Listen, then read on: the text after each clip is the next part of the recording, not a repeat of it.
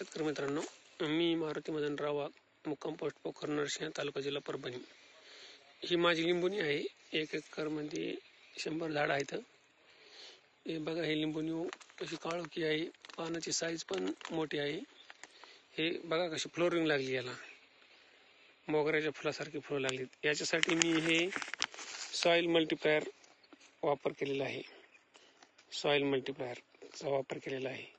याला मी 200 लिटर पाण्यामध्ये 250 ग्राम टाकून एका झाडाला 2 लिटर, तर हे 15 दिवसाला, 20 दिवसाला, 3 दिवसाला भिजवल्याच्या नंतर आळ्यामध्ये 2 लिटर पाणी टाकत असतो. आणि फवारणी पण याचीच केलेली आहे. हे बघा, याला फ्लॉवरिंग बघा हे कशी लागलेली आहे.